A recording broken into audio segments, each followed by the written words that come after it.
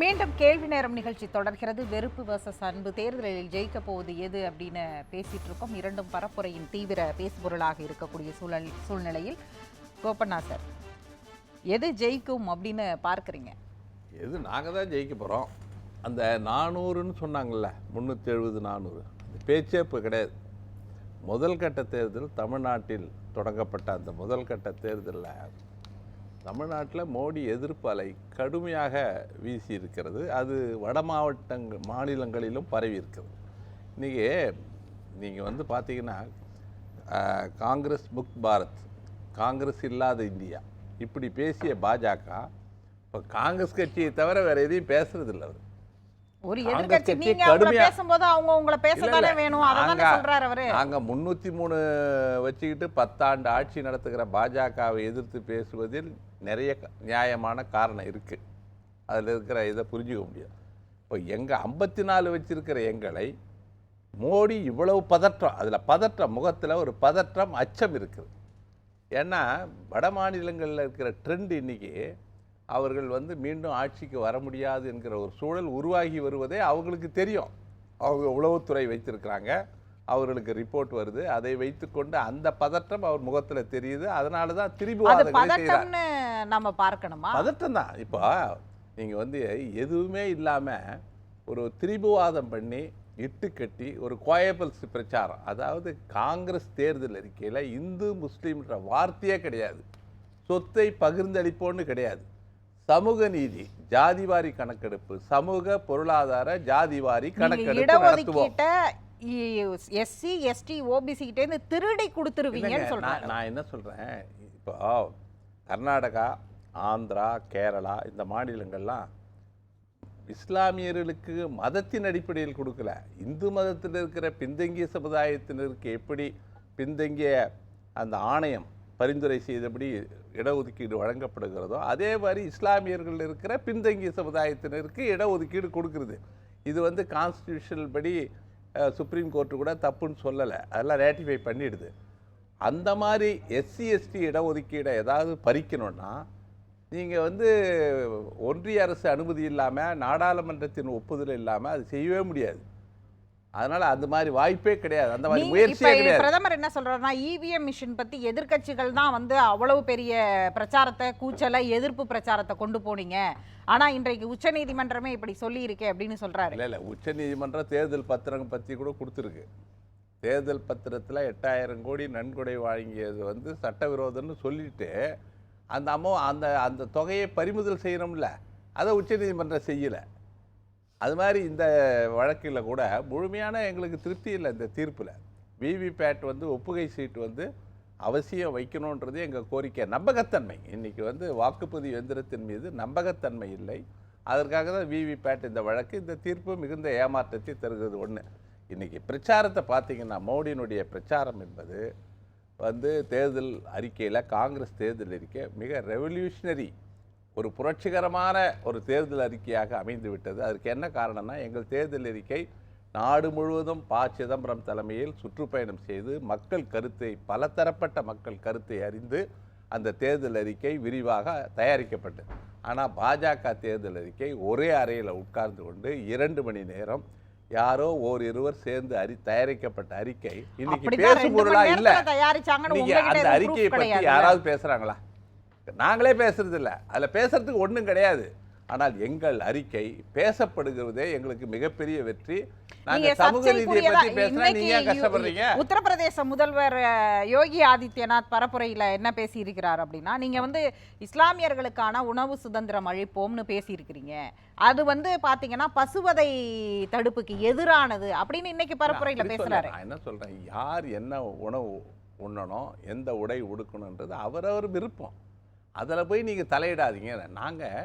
நாங்கள் பேசுவது appeasement of minority இல்லை, இஸ்லாமியர் சிறுபான்மையினருக்கான நியாயத்தை பேசுகிறோம்.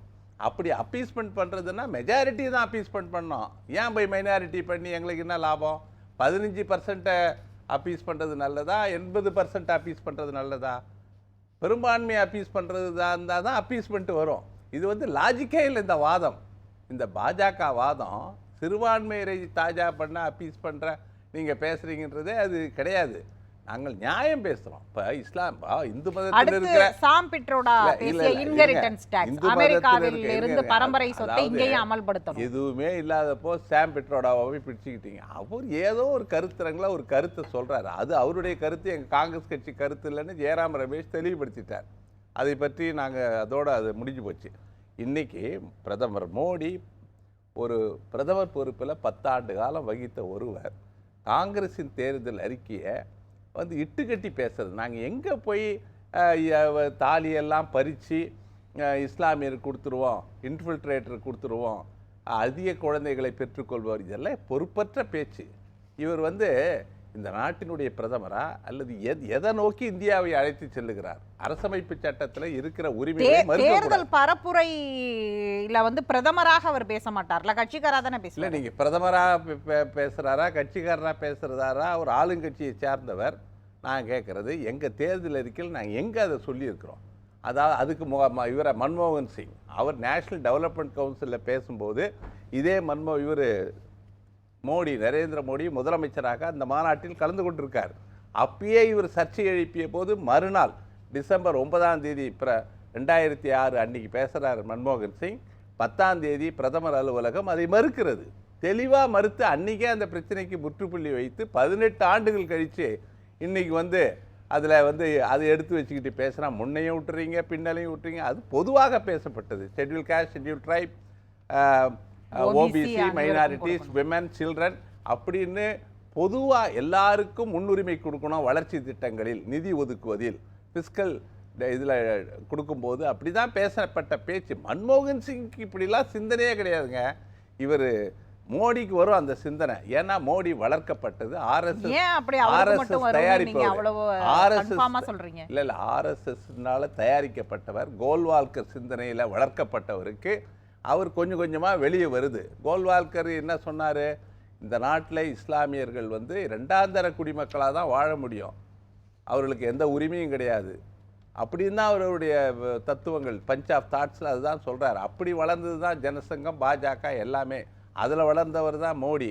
அந்த சுயரூபம் இன்னைக்கு வெளியே வருது. கடைசி ஆயுதம் மக்களை மத ரீதியாக பிளவுபடுத்துகிறார். கோடி பேர்களுக்கு ரேஷன் கொடுத்துக்கிட்டு இருக்கோம், அதுல நாங்க என்ன மத ரீதியா பிரிச்சு பார்த்தா ரேஷன் கொடுக்குறோம், இஸ்லாமியர்களுக்கும் நாங்கள் வழங்கக்கூடிய அனைத்து நலத்திட்டங்களும் போய் சேருதுன்னு தானே பிரதமர் பேசியிருக்காரு.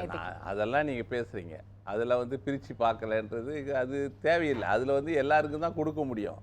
நீங்க பரப்புரை மேற்கொள்கிற போது நாங்க வந்து சொல்லாததெல்லாம் சொல்லி தாலியெல்லாம் உருவிடுவாங்கன்றீங்களே, இது என்ன பொறுப்பற்ற முறையில் பேசலாமா? ஒரு பிரதமர் பதவியில் இருக்கவர் பேசலாமா? எங்கே இது இருக்குது?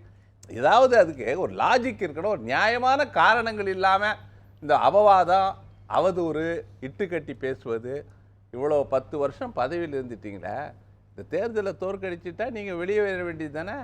அது என்ன நாங்கள் பதவி இழக்கலையா? 414 இடங்களில் ஜெயித்தோம் 1984 ராஜீவ்காந்தி இந்திரா காந்தி படுகொலை செய்யப்பட்டப்பா. ஏன்னா 543.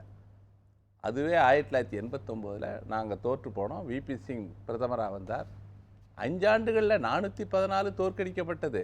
303 தோற்கடிக்க முடியாது. இன்னும் கொஞ்ச நாள்ல அழுவாரு அப்படின்லாம் இன்னும் பரப்புரையில அழுவாரு அப்படின்னு எப்படி முன்னாடியே ராகுல் காந்தி இப்படியான விமர்சனங்களை வைக்கிறார். இந்த மோடியினுடைய பரப்புரையை பார்க்கிறப்போ இன்னொன்று என்னென்ன கபட நாடகங்கள்லாம் ஆடுவாரோ, என்ன வேடம் போடுவாரோன்ற ஒரு ஃபோர்காஸ்ட் பண்ணி சொன்னது தான் ராகுல் காந்தி. இன்னும் அடுத்து அழ ஆரம்பிச்சிருவார், வேற ஏதாவது ஒரு கதை கட்டுவார், கதை கட்டி பேசுவார்.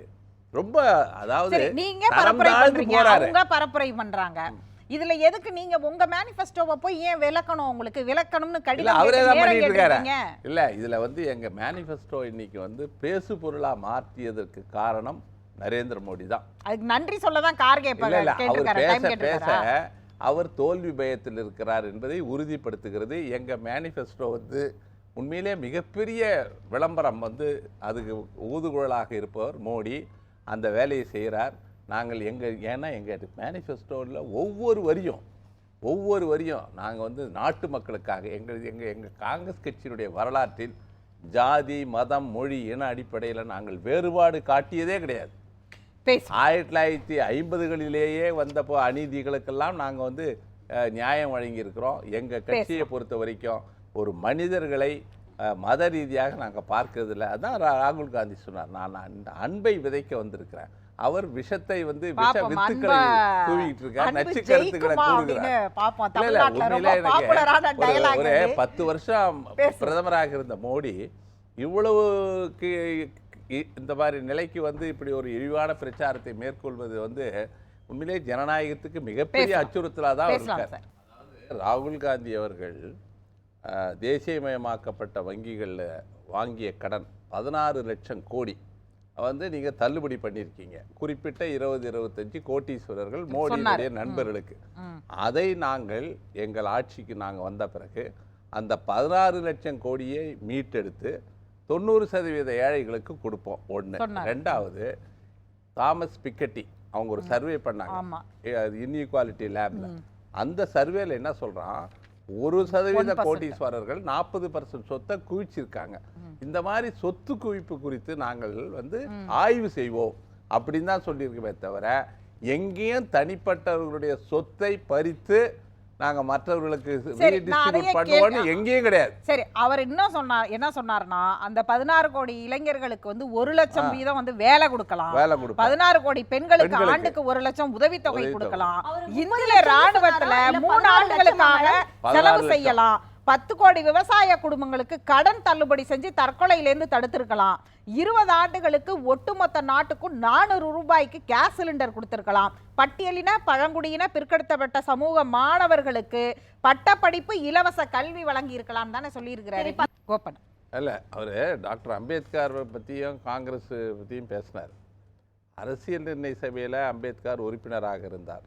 பாகிஸ்தான் பிரிவினைக்கு பிறகு அந்த பகுதி பாகிஸ்தான் போய் அவர் உறுப்பினர் பதவி காலியானப்போ மும்பையில் மீண்டும் அவரை நிற்க வச்சு மறுபடியும் அரசியல் நிர்ணய சபையில் கொண்டு வந்து அதில் உறுப்பினர் ஆனார். இந்த டிராஃப்டிங் கமிட்டி சேர்மனாக போடணுன்னு மகாத்மா காந்தி பரிந்துரை பேரில் ஜவஹர்லால் நேரு அன்றைக்கி அவரை சேர்மனாக போட்டு அவரை உள்ளடக்கி அவர் கருத்தை கேட்டு அப்படின்னு ஒரு இன்க்ளூசிவ் கான்ஸ்டியூஷன் உருவாச்சுன்னா அதுக்கு அம்பேத்கருடைய பங்களிப்பு காரணம். அதை செய்தது காங்கிரஸ் கட்சி. காங்கிரஸ் கட்சியினுடைய பங்களிப்பை பற்றி, கான்ஸ்டியூஷன் மெம்பர்களாக இருந்த காங்கிரஸ் கட்சியை பற்றி கடைசி நாளன்னைக்கு அம்பேத்கர் ஆற்றிய உரையை நண்பர் தர்மராஜன் படிக்கணும், வரதராஜன் படிக்கணும். ஏன்னா காங்கிரஸே அம்பேத்கருடைய பங்களிப்பு வந்து இந்திய கான்ஸ்டியூஷனில் பிரிக்க முடியாது. ஒன்று. ரெண்டாவது, 10 ஆண்டு கால பாஜக ஆட்சியில் பயனடைந்தது யாருன்னா குறிப்பிட்ட சில கோட்டீஸ்வரர்கள். அதுதான் தாமஸ் பிக்கெட்டினுடைய அறிக்கை. அதில் வந்து அதானியினுடைய சொத்து வந்து 2229% இந்த 10 ஆண்டுகளில் உயர்ந்திருக்கிறது. அம்பானியின் சொத்து 400%. இந்த ஆட்சி யாருக்காகன்னு தெரியுது. 609வது இடத்துல உலக கோட்டீஸ்வரர் வரிசையில் 2014 இருந்த அதானி இன்றைக்கு வந்து 11வது இடத்துக்கு வந்திருக்கிறாருன்னா அது மோடியினுடைய சாதனை, மோடியினுடைய ஒத்துழைப்பு. ஆக மோடி ஆட்சி என்பது கார்ப்பரேட்டுகளின் ஆட்சியை தவிர ஏழை எளியவர்களுடைய ஆட்சி அல்ல. ஆகையினால நாங்கள் வருகிற காலங்களில் இந்த மாதிரி அதானி அம்பானி போன்ற சொத்து குவித்தவர்கள் பற்றி ஒரு விழிப்புணர்வு ஏற்படுத்துமே தவிர எந்த தனிப்பட்ட நபருடைய சொத்துக்களையும் சட்டத்திற்கு புறம்பாக பறிக்கிற நோக்கம் காங்கிரஸுக்கு இல்லை. தேர்தல் அறிக்கையில் அதை பற்றி எந்த குறிப்பும் கிடையாது. நன்றி.